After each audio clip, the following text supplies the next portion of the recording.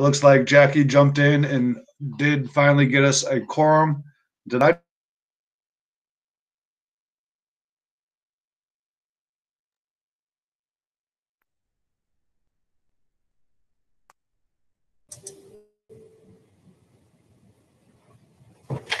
Ryan, we lost your video. You may want to just go to sound and get rid of your video, or pay for that higher Xfinity package.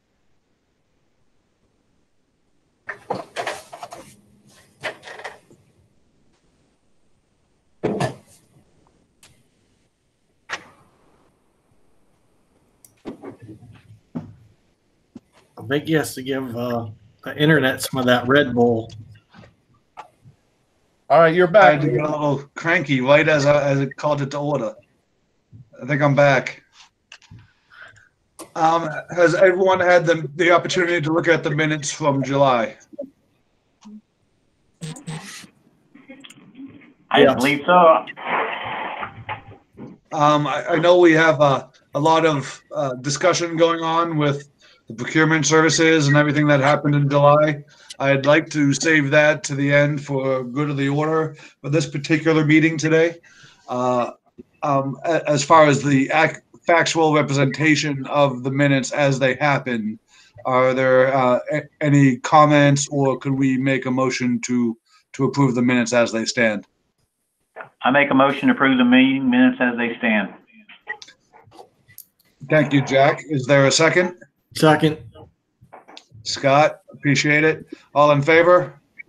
Aye. Aye. Any opposed? Not hearing any, we will approve the minutes as presented. Moving on to the next item in our agenda, and hopefully you all have this agenda in your invitation. Please let me know if you don't, so we can keep you up to speed. We start off with, I guess I already skipped public comment. Now that I'm looking at it, I should have had that before the approval. Well, I'd like to open that up now. I don't see any members of the public with us today. Unless Clarissa, I'm looking at you back there. You're the only member of the public today, so chime in if you'd like. Yeah, I think so. Hello, I'm the public here. May I suggest we give Julie a chance to record who attended this meeting, because it counts as an absence, and 3 strikes you're out. So are there any of the icons, Julia, that you see that do not have a name attached that you can write down, and we can, like, I think phone number ending in 43 is Jack McStravick. That is correct. Right. And I think everybody else's name shows up. So are you able to get those written down, Julia? I am. Okay. The ones I have marked as absent right now are Art Castellano, Stephen Horde, John Uther, John Montoya, Tanya Prophet, Shelley Thumlar, and Darren Watkins. Those are the ones I do not have marked as being here at the meeting. They're marked as absent right now. Okay, thank you. Proceed. All right. On that subject, this is, we picked up over the summer to pick up for lost time when it comes to February, March, and April. September will actually be the new board year, and I think we have some dates that typically shift due to the board meeting location in September, and that all of the members need to be reappointed for those that are up for a reappointment. So as far as our September meeting goes, it is typically not going to be on the 2nd. Do we know when that first board meeting in September is at this time? I had put that in for, mark that in for September 23rd, just for that reason. Okay. Because the board didn't have to go through and approve the people for the New Year's, and then just the different dates that their meetings fall on during the month of September. That's the meeting that I came up with. It was the 23rd. Okay. Yeah, that's for those of us that are new, that's kind of standard procedure. The new committee would have to be approved by the board at their first meeting in September, Hopefully anyone that's up for reappointment has submitted their application by now. If you have not, please do so. And then we will have the 23rd is typically kind of an informal meeting in that we have to go through all the usual terms and legal mumbo jumbo our mean, ugly, and humorless lawyers force us to say. Can we set that up via Zoom, Julia, as we normally do? Because it's a lot of the, the background information and relatively little business, more than establishing the schedule for the next year.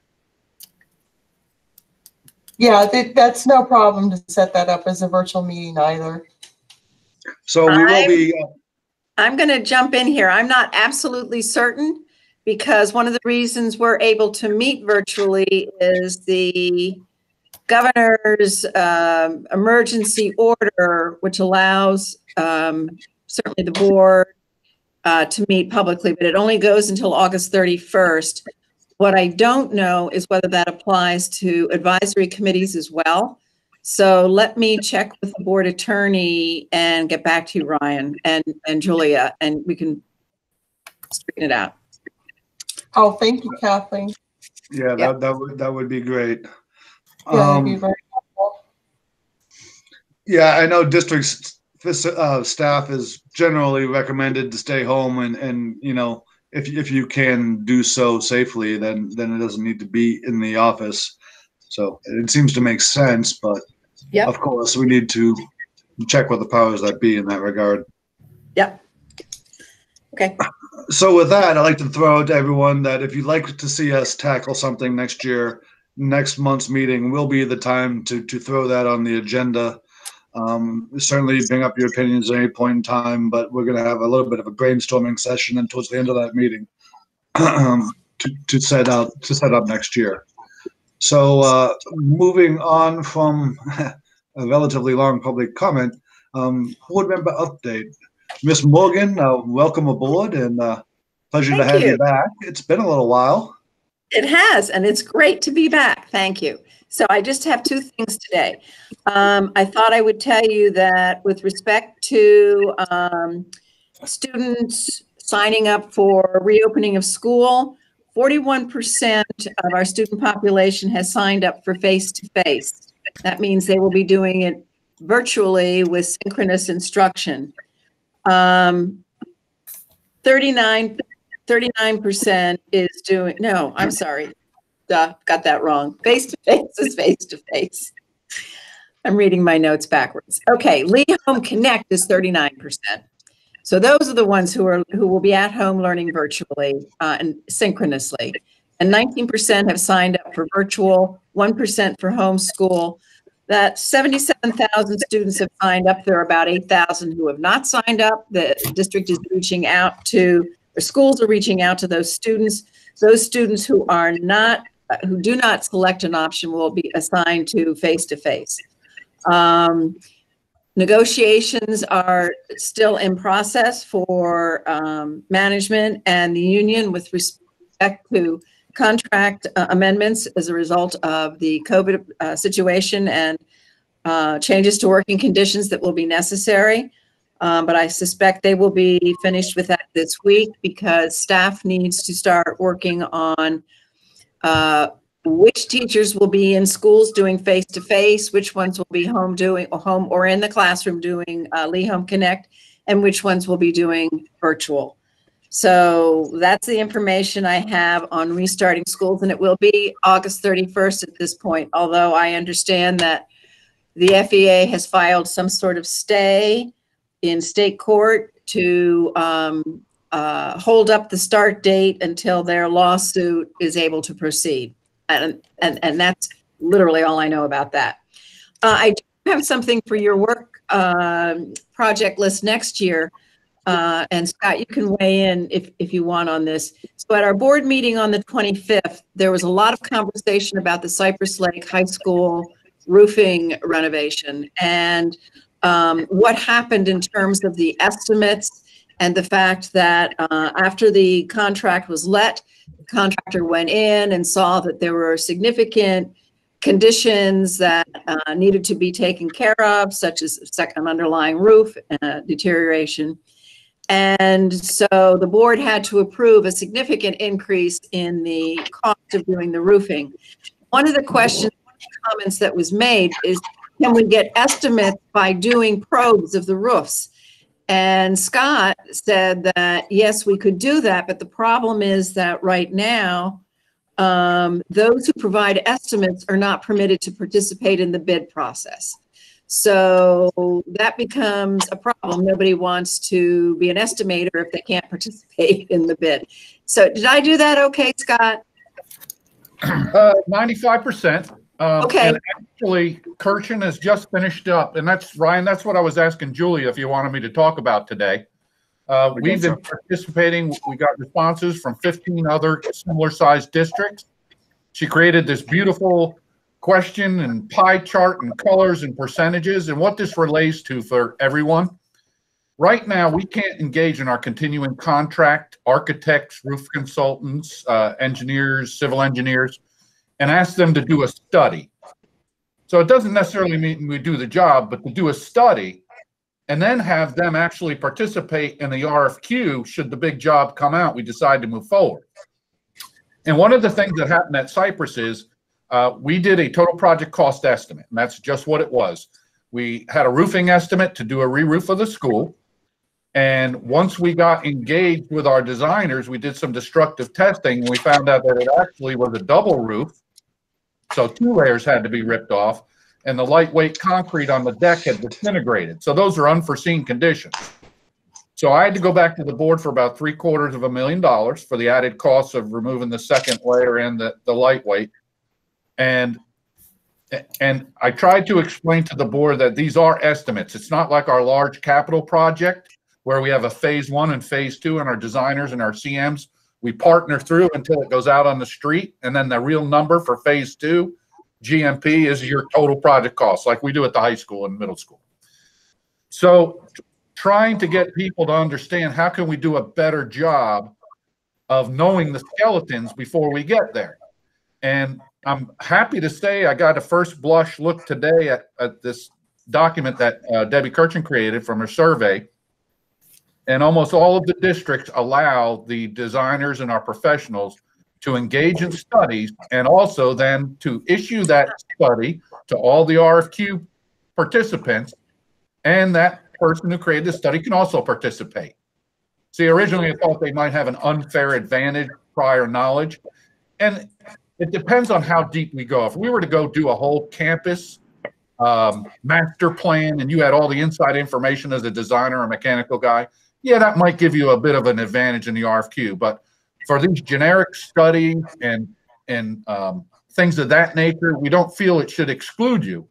So we're going to be presenting that to my upper management, and ultimately the super and the board, and try to work a understanding with the procurement and legal department, and hopefully that'll allow us to use the continuing contracts a lot more liberally and get you guys helping us to do these estimates and helping us to do this advanced groundwork to see really what is needed and what's involved. Scott, can I ask a question? Thank you. Ryan, can I ask a question? Absolutely. Scott, how old was the roof that was replaced at Cypress Lakes? The top coat? No, the roof there was over like 20 years old. I So see. that roof, the original roof was on before I even got hired here in 05. What happened is maintenance has a yearly roofing replacement and repair budget line. They go to the board in the capital plan. They list out a bunch of jobs in a certain value. Sure. They've gotten one of the local roofers to provide an estimate for a re-roof. Sure. And that's what they do. They're not under contract. They just went out, they provided a rough estimate. Okay. Maintenance puts that in their yearly capital plan as a parking spot for an anticipated expenditure, and the board approves it. So maintenance on this one, because it was larger than they wanted to handle at this, they offered it to construction. We take it over, and we always engage with a roofing consultant, and we always engage in a construction manager and a building official on all of our jobs coming out of my shop. So hence, once we engaged with the roofing consultant, that's when they went out there and we did some destructive, after the board had approved the first, I need to have an approval of funding to contracts with vendors to get them going. So Sure. in March, we approved 4.2 million, I believe. That enabled me to get the roofing consultant on board and the contractor, signed up. And we went out there, did the destructive testing, and hence that the deficiencies came to light. Then I just went to the board once we got the GMP, which was out in the street. We did get the hard GMP, and it came up that I needed another 750,000. So we're trying to figure out how can we tighten up our estimates. And the board would prefer that I not come back again. If we had people to help us provide for more appropriate and specific estimates, maybe the first time in March when I went to the board, I would have known about the double roof. I might have known because we did some advanced destructive testing. But that was after the contract was issued, right?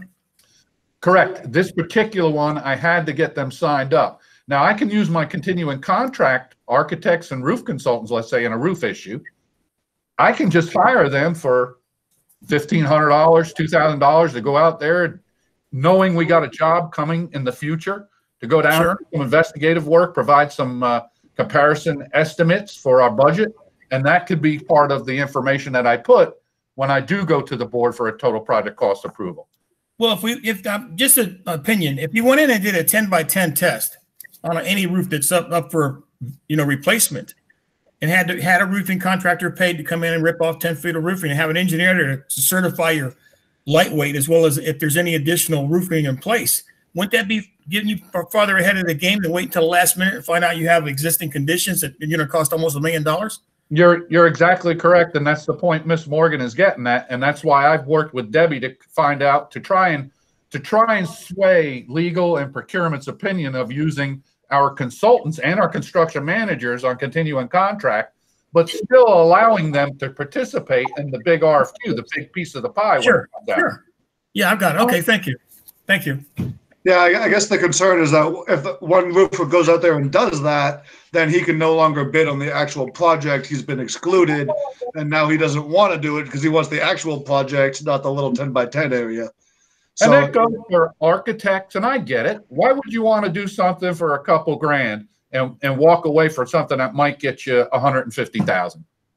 I mean, that's business 101.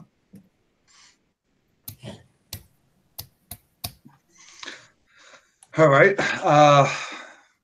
Okay, Very good. so those are my comments, unless there are questions. So what I can do is once I get the presentation through my bosses, if you would like, Ryan, we can put that presentation on next month's CAC so you guys can all see everything, and we'll send it out to you in advance so you can get to bite on it and see the percentages. But I was really happy because it's going to help me fight the good fight. I may not win, but I'm going to fight the good fight. Can I ask another question that's kind of out of scope of this to Scott, please?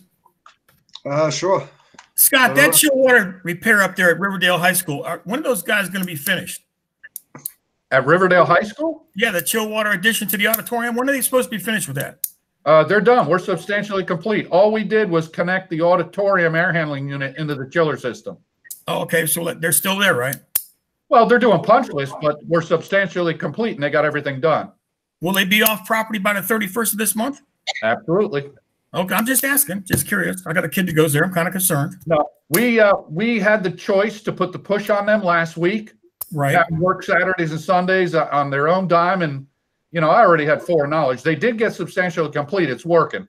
But am I going to have a company come in and expend that when I know school's not starting for another month? Well, no, I got you there. It's just that I've been up there kind of watching them, and I'm just kind of concerned with some of the things I see. That's all. Nope, they'll be out of there. I'll make sure Miss Tina, the project manager, she'll boot them in the rear. Okay, thank you. All right. Thank you for that. On our agenda, and Scott had brought up this a little bit ago that he was talking about, kind of adjusting the construction surveys. I had thrown out there, antiviral building recommendations, and I know COVID-19 is obviously in the forefront of everyone's mind. My intention with throwing that out there as a subject was to kind of go through and see what people have heard in the industry, what's being done, and can we make a little bit of an outline of what a rational plan forward is going to be with new construction or renovations. I understand going back and trying to retrofit 117 schools is an undertaking. So there's got to be different levels to it. Like, what's the low hanging fruit? What can we do reasonably without getting crazy in cost? But at the same time, should we just kind of reprioritize or relook at things that we're building in the future?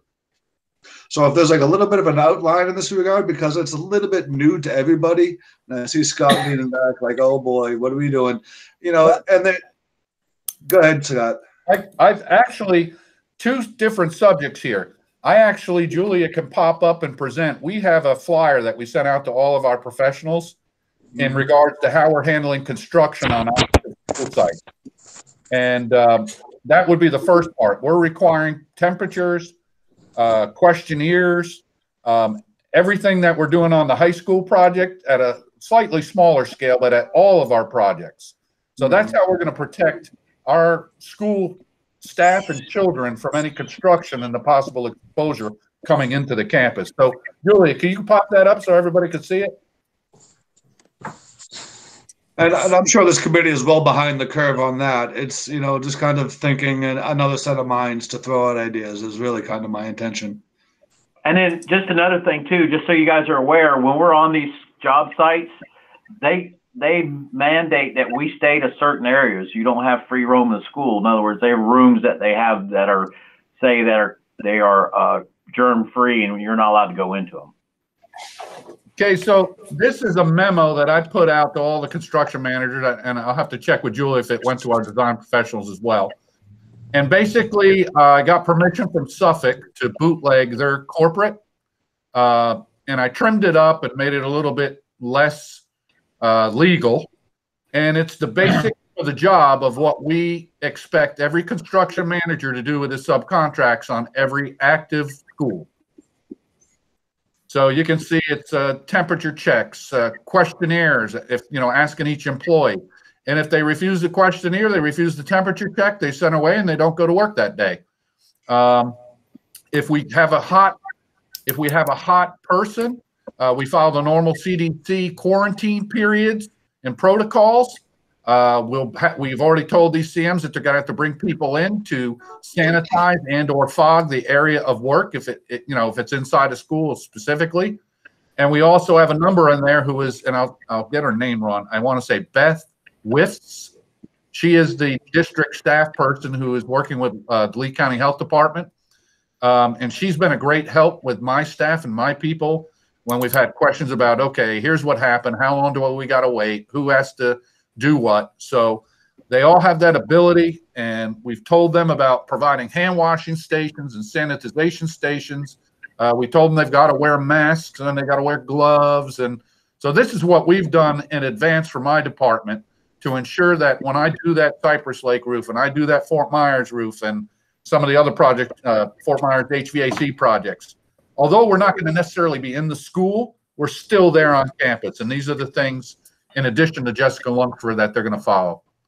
Yeah, because there's still staff in the school most of the time when you guys are in there, when the maintenance people are in there working.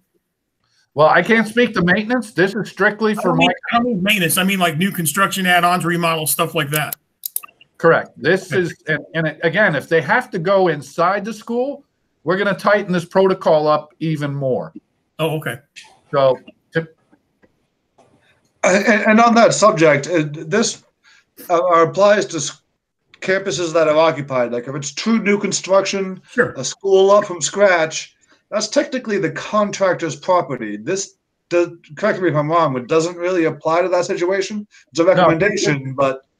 Ryan, you are absolutely correct. This is only on active school sites.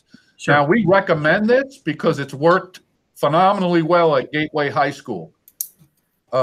We have had very limited, we've had a few exposures there, but very limited exposures, and have been able to contain it and keep it out of the mass workforce, which sure, obviously maintains the job to work, people to go home safe and come back the next day. So we recommend that they do this similarly on new construction sites where there aren't any kids or staff. I think it's to the contractor's benefit. And so far, all the contractors, which the only two big ones we have going are OAK and Suffolk, are all doing it. So. Understood. And I want to put out there, because I know, talking about other districts and colleges and universities, reimbursement for the extra labor involved, having a nurse intern out there to actually do the temperature checks and provide wristbands and go through those questionnaires. Is that being that effort being provided by the district or reimbursed? Suffolk, they have buyout savings and safety lines in their budget. So Suffolk, the project is paying for that CCNA nurse that you're speaking about. Not a nurse, it's just a nursing professional. It's not an RN. Like an intern or something like now, that. On the MM site, I've told them we don't need to hire a nurse. The school board doesn't need to pay for that. The project managers that we pay big bucks and the superintendents can get there early, stand at the gate with the little forehead thermometer, and they can take the names of their employees. They should be doing that anyway, so they know who's there. Do the flight questionnaire, take their temperature, and let them in. So on the MM site, no, I'm not paying any additional for that. These are I consider this now just like a safety vest and safety goggles and a hard hat. This is all part of August 2020 COVID, and it's part of their doing business. I understood, and that's easy to enforce moving forward. It's all the projects that got caught in the middle. I'm seeing an enormous fight between contractors saying we have to do this, districts saying, well, we're not going to pay for this, and you don't really have to do it. It's just recommended. It's not required.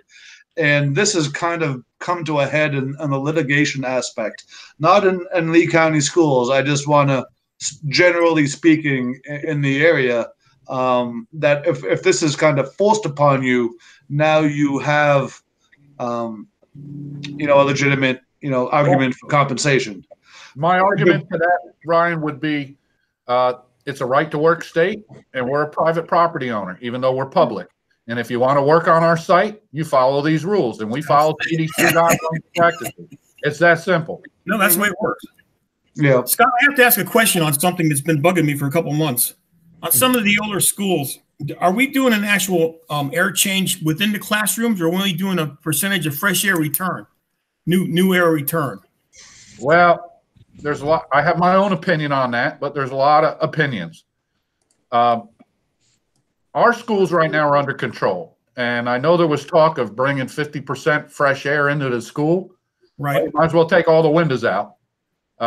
It doesn't seem reasonable to me. Some of the schools do have ionization, yes, which allows you to close down your outside makeup air dampers because it purifies the circulating return air.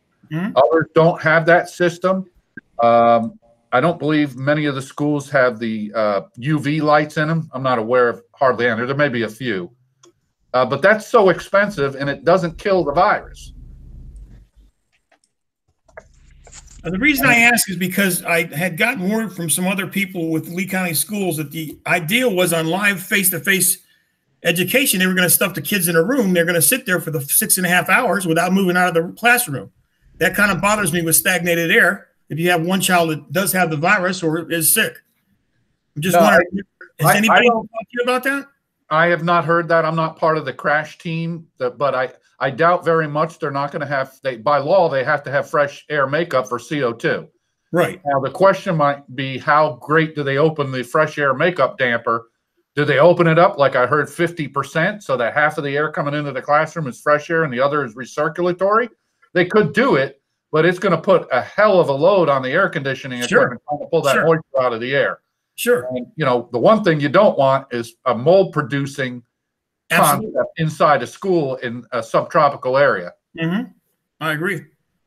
But if you've heard someone shutting the air down and the kids are sitting in a tent with no windows, I don't think that's a true statement that you heard. I didn't hear it. What I heard was they were going to keep the kids in the room, and in fact, they were even going to provide lunch in the classroom instead of them moving to a cafeteria. Correct. Well, that's true.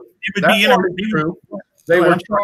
They were trying to limit and keep groups of children together and not have to switch multiple classrooms, hallway changes to keep the learning environment in a single room, a group, and then feed them in there so that they weren't in the cafeteria with other groups, you have the potential of cross migration of the virus. Now, I don't know how that ended up. I know it's like a ping pong match. Things change daily, but I can't say that kindergarten classrooms, those kids aren't going to be in there for the whole day long with one teacher like you normally would be anyway.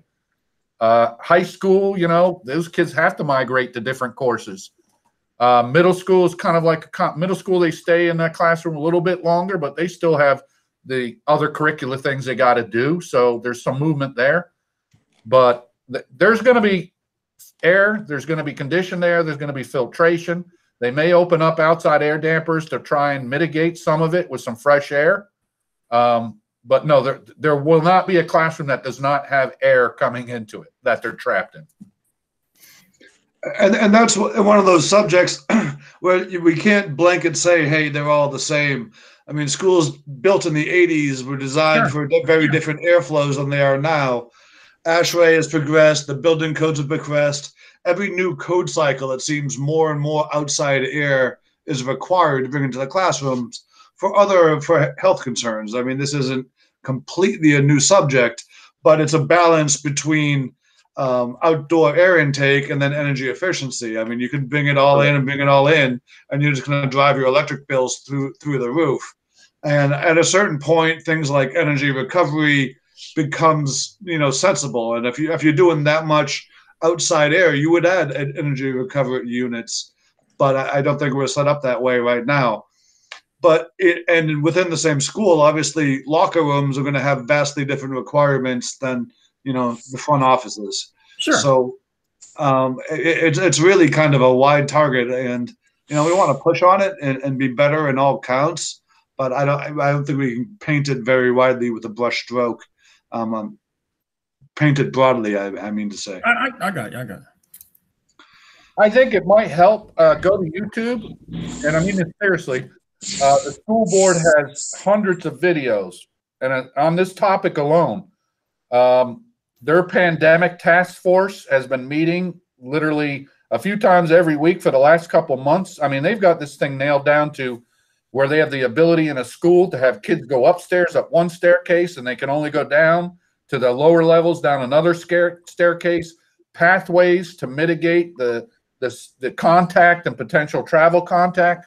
I mean, they've really thought this out, and there's a lot of videos on it, and I offer you guys up, go to YouTube, check it out. It may help, answer a lot of your questions and put some of your minds at ease. I like to talk to the guy with the nuts and bolts. Well, I mean, there's a lot that you can do operationally. Absolutely, things like one-way travel is a huge aspect. But I think under the purview of this committee, security has come a long way to the point where we don't really allow front door access into reception areas. Mm-hmm. But some of the older schools, those are still relatively open. Like you can come in and walk up to the front desk. If you get through that, that single checkpoint, you're still not kind of isolated, from the air, so to speak. So, I think, glass barriers and safety have come a long way so that we know future buildings going forward are somewhat a little bit more protected, because you've seen all those like plastic visors they put up on all the countertops and everything like that. Are we going to have to go back and look at doing something like that in the older layouts, in the older schools? My understanding is, and I can't speak to this, but I believe maintenance has been aggressively working on that. I heard someone mention 25,000 sheets of plexiglass type materials to make these things. All of the school front offices and so forth, all those things like you see at Public in the shopping stores, they're creating that environment for staff. I also know that they're creating sick rooms. Now, it doesn't mean the kid stays in the room all day, but if they question somebody as being possibly ill, they go to the room, the parents are immediately called, come get your kid. Sure. So they're creating these environments and envelopes to protect the masses. Absolutely. And in the nature of your memo, we were kind of thinking, hey, there could be a little bit of a checklist of, did you do this? Double check that. Make sure you have one of these. And that was kind of my intent when I threw that topic out there. But, the isolation of the reception area from the, staff, I think is one of those points that, doesn't show up in any code anywhere, but should be on a list and, needs to be pushed forward. Scott, can we get a copy of that policy that you had up? Absolutely. That'd be helpful. We'd like to actually maybe put it into our construction specs for the district. Sure. What I'll do is I'll ask Julia to send it to all the continuing contract architects, engineers, civil guys, roofing consultants. She's already sent it to the CMs, but we'll make sure we send it to you guys as well. That'd be great. Yeah, that'd be a great point, Bob. We'll just build that into the front end, and everyone knows off the get-go. Now, just so everybody's aware, I'm not sticking it to a contractor to fog an area. That's an act of God. It should be a cost of the work, and yeah, I would sign a contingency adjustment to pay for that kind of antiseptic cleaning to allow the job to move forward and obviously not cross-contaminate others. So we're just asking them that it's your due diligence to check your people, just like you would with Jessica Lunsford badges. Check them out, make sure they're not running a fever, ask them the basic questions, you cough, sneezing, headache, loss of taste and smell. And if they can answer everything, they're going to work. And it's worked really well at Gateway. We've only had a handful of people over the last 3 months turn around and leave. And we've had well over 200 workers every day for the last 3 months. So everybody wants to be there. They all want to go home to their kids and family, and nobody wants to bring stuff back. So, well, let me ask: when they do find contamination? I'm just throwing this out there for an answer. Are they going in and fogging with a substance like microban or something of that nature? On the Gateway High School, yes, we actually had a couple of guys from one work trade. They did contract tracing to find out that there are 2 partners and they were in a certain area. Okay. None of the other trades are in that area. We lock that area off. We bring in the wipers. They wipe down handrails, doorknobs, and then they spray with the fogger, which is an antimicrobial and a virus killer. And they spray the area, and then they allow work to proceed. Cool. Yeah, and I think that's one of the hard things that's been to kind of wrap around is we do a little bit of checking to let people onto the job site, but people are kind of understanding that as actual checking. Like, no, they've been tested. Like, no, they haven't been tested. They would check for a temperature. That's not testing. We got to work on our semantics here, because people kind of like, oh yeah, they got through the front gate, they're good. Like, that is very superficial, and we can argue all day long about the effectiveness of it. And clearly people with a fever, should be sent home or whatever the case may be, but that does not mean you've been tested. And, that's kind of one of those fights that we just need to be clear about. I've seen kind of, the discussion get distorted by that, Well, Ryan, when I was back with the DOD in the 80s, there was, drugs were prolific at the time. It was a big problem on job sites. And what happened when they came through, safety inspectors came through, if they noticed something out of the ordinary with one of our crew, the whole crew was tested. Mm-hmm. And when I say tested, I mean, we were actually taken to a clinic and tested. I think you know what that means. In this instance, if you do come upon someone who looks like they're sweating or convulsive, or they're sitting down like they're going to pass out, and it's not heat exhaustion, to me, that would be the same effect of taking that entire crew off that site and checking them out. I mean, I'm just throwing that out. I'm not saying it has to be done, but that's how it used to work back when I was in the thick of it. We can certainly ask that question of our legal staff manager, sure. Brian Williams. We're crossing into HEPA territory. Sure. HIPAA, sorry. And that's an animal I do not want to cross, because you can get in some really serious trouble. Yeah, that is kind of the hard part, is where do we get into privacy rights and HIPAA? That's yeah. Huh. Oh boy. We have to do our due diligence to ensure the safety of our staff and our students, as well as the other construction workers. Sure. And it's not a test like Ryan stated, but we're doing due diligence, and now all these things have become PPE, part of the industry, and we're going to do it until hopefully someday this is no longer a discussion topic. So. And like you said, like from what I've seen of the self-policing, for the most part, that's kind of what happens. Is one guy in a true test positive, the whole crew stays home, for 2 weeks until we figure this all out. Sure. I don't think it's been put black and white and then paper of like you have to do this. But I think the industry has kind of done that on its own for the most part. And I think we had like a chiller change out at Varsity Lakes Middle School that, they had the new pads poured, that housekeeping had the equipment on site. We're ready to move the new chillers in, and one of the mechanical contractors tested positive, and that whole crew just disappeared for 2 weeks. So you may have to deal with some of those scheduling hiccups, because there's a good chance there's not a crew sitting around with nothing to do that'll jump in and replace them. So, kind of keep an eye on that and kind of quantify that to our respect, but we have to understand that at a certain point it's going to happen. Sure.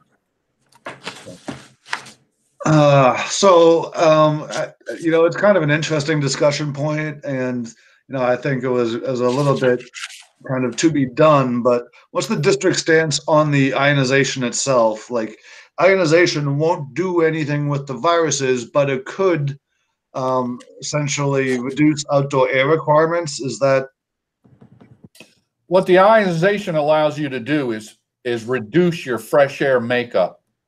okay? The ionization allows you, and that's where you get the energy efficiency. It allows you to close your outside air dampers, and it purifies and recirculates the existing pre-conditioned air. It doesn't have to be brought down to temperature. The moisture has already been run out, and obviously that all saves you energy. Now, it sounds like, well, why don't we do it in every school? Well, it has to be done at every air handler. Some of these schools have 30 or 40 air handlers, and at $5,000 to $10,000 per air handler, possibly. That's a lot of scratch times. How many schools do we have? Over 100. I mean, there's 120 with charters, but I think we're at like 100. I mean, it gets big quick, absolutely. So I mean, you kind of want to pick off that low-lying crude, but yeah, and it seems kind of counterproductive. If it's not actively helping, then it's actually reducing the fresh air requirements. That's the opposite of helping. So it may not be. Remember, it doesn't hurt the air. It reduces the fresh air requirement because it's purifying and taking the CO2 out. So it's not like, so you get a double bang. It clears the air, and you also get the increased energy efficiency. So it does help in that respect. But at what cost? Yeah. And I know there's certainly things like, industrial air scrubbers, and there's some really interesting technologies that are coming out, and that may be cost effective and reasonable 4 or 5 years down the road, but that's not something you're going to go retrofit 120 buildings with.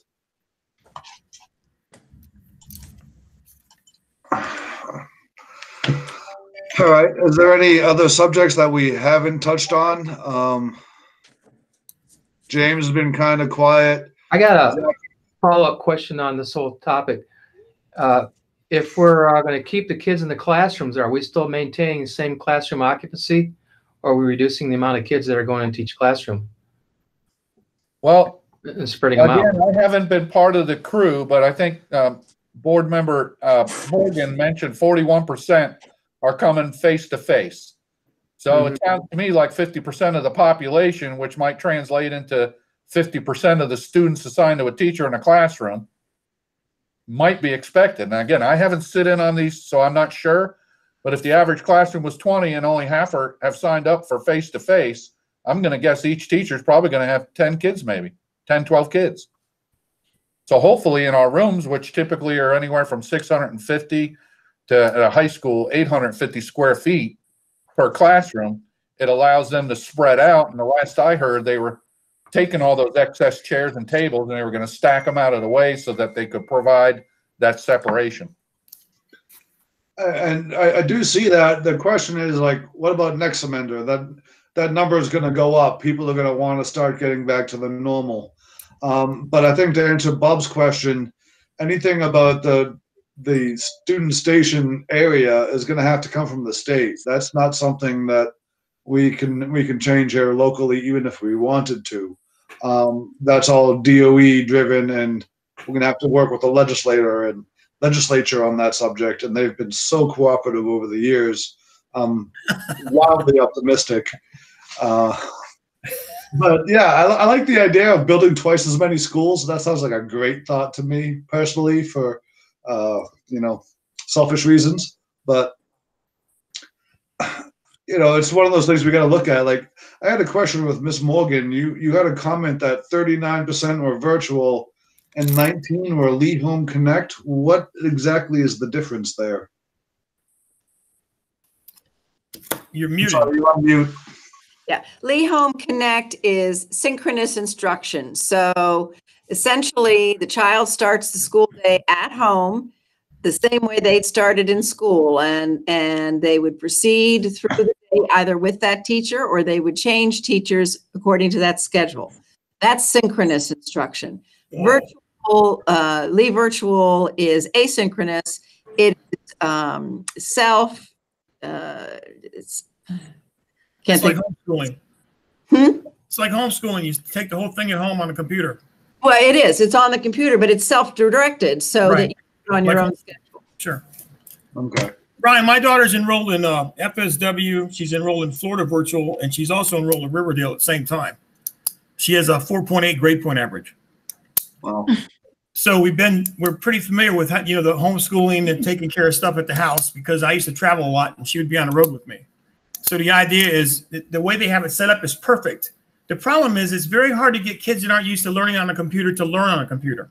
Now they have the Chromebooks, but it's not the same avenue as having a teacher there to say, hey, quit playing games and let's learn something. It's something that has to be done. It takes parental monitoring to make it really work. Mm-hmm. So they got the right attitude. They're going at it the right way. The reason I moved over here from Dade County was because of the school system. So I got a lot of faith in it. Well, and that comment on the parental monitoring, that's going to be an ever-fluxing Sure. concept as well. Sure, of course. You know, month to month, week to week, there's different levels of people that are home and who needs to be out providing for the family. So it's a hard road to go down, but we'll have to do it. I mean, social problems right now dictate something we have to, you know, suffer with a little while. So yeah, clearly. All right. Are there any other comments on that subject? Jackie, anything from? I'm sorry. Go ahead.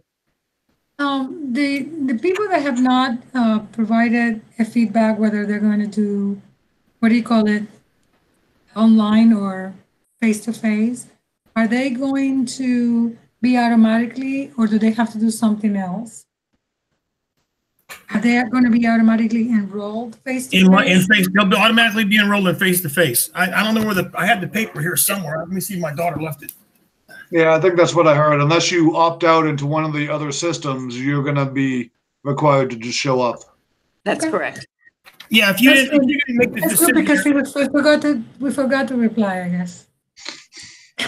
Yeah, if you didn't make the decision, then by July 26th at 8 p.m., they'll make the decision for you.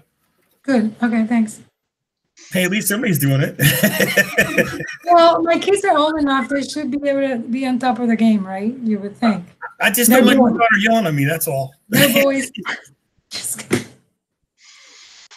All right. Well, we're coming up on the 5:20 range, so I'd like to, you know, kind of remind everybody to, you know, jot down some notes, see things you'd like to talk about next year. And with that, I like to kind of work on closing out our portion of the agenda. The last item we had on here was for the good of the order. And I earlier asked for anyone to kind of delay any postpartum comments to the procurement discussion for this part of the meeting. So I would like to go around the room to see, hey, anyone's got ideas they want to talk about next year, throw them out there right now. If you have any last parting shots from the procurement, that's your time to do so as well as anything else off the top of your head. So if it's okay, I'll go alphabetically, whatever down my meeting attendee list is. And first on the list is a mystery phone number, which I assume is Jack McStravick. It is. No, I don't have anything at this time. I will be prepared for something to move on forward with in September. I know we talked about the making shop classes and trades, which we're having something great in Triple M going on with veterinarian. So we're starting that process. building that into our schools now, so that's great. All right, fair enough. Sorry if I butcher your name, Mr. Cherubin? Don't forget you're muted, Anthony. I know. All right. Okay, I don't have anything to say today. All right. Thank you very much for your attendance. We'll go to Blanca. I'm good. Somebody mentioned a vocational. I think that's the person on the phone. Does that include all vocation? I'm worried we're running out of electricians in Lee County. Oh yeah, you are. Seriously. Nobody wants to be an electrician. I mean, I agree. Even in my industry where our numbers are dwindling. So, I don't know. These people are getting paid. They're getting paid 20, something an hour to start. Carpenters. We got to do something. My workforce are getting old, and I don't have a lot of choices for replacement. Let me jump in here for a minute. We've got two problems. One problem was that we didn't have the space. And with the new schools now, we're building the bays so that we can fit them for different technical training. The big problem is getting instructors because we can't pay instructors what they can make working. So one of the things that I've sort of broached with the foundation is figuring out a way that raise money within industry groups to cap off some of the salaries that we pay if it's legal to do so. It is. It's called a backdoor funding. Right. So anyway, that's really our principal challenge is holding on to, it was space, but going forward, it's going to be holding on to instructors. And Blanca, they do have, just so you know, Rita Davis runs our CTE division, which works with Dr. Spiro and his staff and curriculum, and they do with the workforce program. And every time we do a high school, they look at the area and the zone, what the needs are, what's the future projections for employment are, and that's how they came up with the various ones at Gateway High School. They have a carpentry lab at Gateway High School, cyber security lab. They've got the veterinarian lab. They also have future plans for like a medical. So they look at the workforce, they look at the zone, and they don't want to duplicate because they don't want to pull from one school and create that whole hazard. But they've got a pretty good thing going on, and they're trying to make sure that the resources are in each zone. Well, I just want to make sure that the same way that they send the kids to like a practice or internship in something, that somehow the industry and the construction, or they also get their hands on, providing a helper position or something, so that it market itself within the industry and the schools. I'm not sure if there's something like that. They have a link with Fort Myers Technical College and Cape Coral College. So in a lot of these programs where the kids, it's like getting a flavor and a taste of the trade, they're gearing them to graduate from high school with their certifications to go into the FMTC to actually get their workforce documentation and their certifications for HVAC and electrical apprentice and so forth. Okay. And we are talking about expanding Fort Myers Technical College capacity by adding a campus out in Lehigh. We know there's a need for more training. As I said, we're trying to expand our capacity and meet the needs of the local community. So that's what the biggest demand is right now. Yeah. Thanks. And throw that out there, and in the architecture industry as well. I mean, there's some crazy stats out there that 70-80% of licensed architects in the state of Florida are over 60 years old. So in the next 5-10 years, we're going to lose half of our workforce.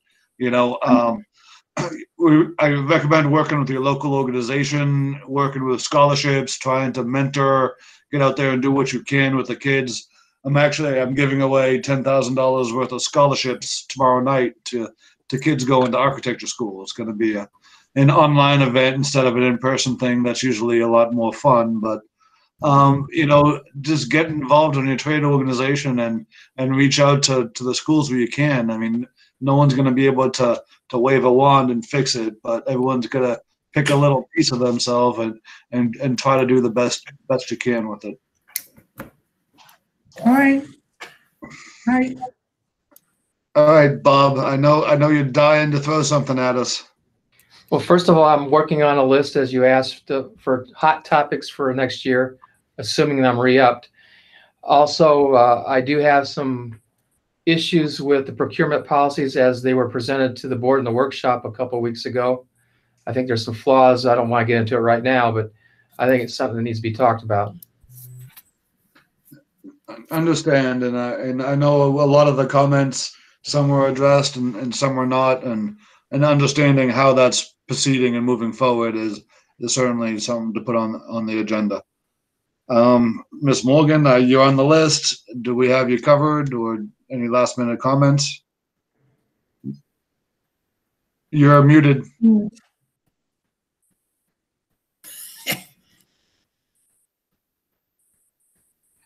Still muted and now frozen. Now I'm sorry. Okay. Got to figure out which microphone will unmute me. Anyway, no, I have nothing to add. Thank you very much. All right, thank you. Jack, it looks like you were on here twice, so I'm going to skip you. Jacqueline is calling from the Lee County Correction Center, it looks like.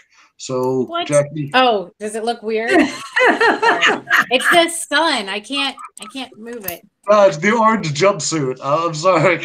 Oh, sorry. I think it's actually red. It's red. My only question is probably from like last year when we talked about how the funds from the penny tax dollar thing was going and like how all those funds are spent. It's like, how's that going now since we've lost a ton of revenue? I'm just kind of curious about that. And then, like the big topic for safety with, like safety wasn't COVID safety. It was like security safety is like, is that getting repurposed?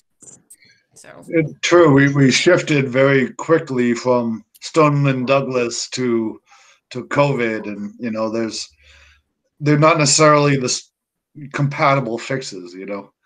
Right. Some do run parallel and others do not. So we kind of look at it. And then those projections that they had was based on like we're an area that everybody comes in spring breaks and spends money, and it's like But I'm not saying the school haven't they saved money? I mean, there's no lunch. Well, there's no. Except for then they gave everybody a whole bunch of money and gave out free food. Yeah, but there's no lunch. There's no gas for buses. I mean, there's. Well, I can offer some information. We just had a ISOC update a few weeks ago. The projects that we're going forward now were with the money from the previous collection period, which wasn't affected by COVID. So everything's going normally and okay right now, but they did present a projection where I want to say it was like 30% less in what they forecast coming for the next deliverable, the big check, let's say. As far as the security, Stoneman Douglas outside of COVID, I know where we were doing the lock changes out and things to do with parkland to provide that security, single point entries. And I believe all that is accomplished. There was only a couple more schools. We had already started what we called the red lock program, where every teacher had what we call the red key and they could lock their own door. Well, that's gone now. Now it's like a closet function. So that door is locked all the time. And the only way it can be unlocked is if the teacher grabs the handle and opens it, or an administrator has a master key. And I believe they've pretty much got all the schools done. It's been a pretty big effort on maintenance, and they've got it handled. But yes, you are correct. There is going to be a substantial revenue decrease. And the CIP plan, I believe, is being presented to the board August 25th, maybe. That's where Kathy Ebaugh, the executive director of operations, created the project list, which deals with large capital projects, small capital projects. It envelops some of these projects as well. You'll see some of them will drop off because we just don't have funding. And the important ones, based on committees and the tax referendum need, will move forward. And hopefully it passes us and we'll start getting some vacationers back down here. Hopefully you get a hold of some numbers. I mean, if you think like it's 30 cents per child at 70,000 students, you're talking $20,000+ a day. There is a lot of finance to be, detailed and consider when somebody says there's going to be a lot less. Yeah, a lot less revenue, but a lot less cost. I think you said 30%, not 30 cents. Like 30%. No. It's 30% of the revenue, but they're saving 50% of the cost, let's say. Now, to answer your, that math is Bill Clinton math. That doesn't work like that. But let's say it's 20 cents a lunch per student. Well, I mean, a day. It's 20,000+. But we can't use that money. That's federal. It's a separate budget. It's federal money. Yep. So somewhere. What about gas? What about gas? What about gas? Well, it probably is a savings in gas, but we've asked. I think Amy Desimore was guessing that we're going to incur about $20 million in additional costs as a result of COVID by the time we have all of the protection materials and whatever in place. So 30 to 40 essentially, anything that's left over from the 1920 school year is funding expenses in the coming school year. So Ryan, real quick. I didn't mean to light a little fire. I just wanted it to be on the list for next year. Thanks, Karen. I appreciate it. It's good. It's a good thing. Rob, you're kind of up next on the list, so we'll finish off Jackie, and it's actually your turn next. I'm sorry, Jackie. No, you're good. I'm done. I was going to ask, these vocational schools you're putting together, are those also going to be adult education facilities? The one that they're talking about out in Lehigh, which is on the future radar, yes, that would be adult educational facilities. The one on Orange River, or the one down on Buckingham by the... I can't tell you where it is. They'd shoot me. They're looking for property now and where they might build out there. And the board and the property committees have to vote on it, and there's a whole lot that has to happen. But no, I just threw that out there. I didn't mean it seriously. What I was going to say is the problem I have over here in this section where I live in Riverdale, I mean in Buckingham, is I see a lot of kids with a lot of potential. The problem with it is the local school doesn't give it to them. They say those that can do and those that can't teach. Well, here I've got a bunch of kids that want to do, but we're not just teaching them the right things. It's all mostly IB. They're not, scholars. A lot of these kids are hands-on, and we're not making that available. There's no vocation for them. That's what I'm trying to get instilled. Then my second question to the board is this on that procurement. One of the questions I had for the gentleman was, when is this going to be revisited?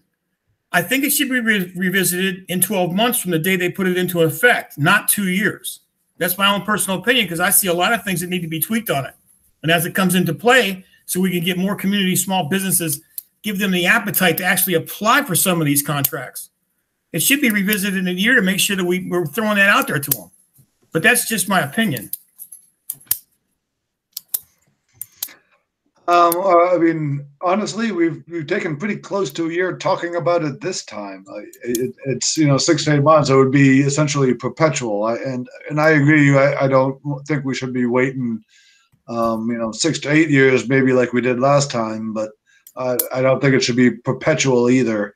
But no, certainly once it's established, we need to go back and reevaluate its effectiveness on a regular basis. Oh, okay. Thank you. But yeah, we can pick up that as part of the discussion. And is that it for you? Because you're at the end of the list, unless Scott wants to throw something at us. I'm just going to give you a quick construction update. If you want, go on to YouTube and you can watch the board briefing that was 2 weeks ago. There's a PowerPoint in there. You can see all the projects. But quickly, Gateway High School, the roundabout is opened up. Traffic's utilizing it. We're at 50% complete financially on Gateway High School. We're dried in, getting ready to fire up the chillers. High School, Middle School, all the buildings are erected. So in 2.5 weeks, we got all the precast up. And we're now doing the structural steel. We're getting ready to dry and get the deck and the lightweight poured.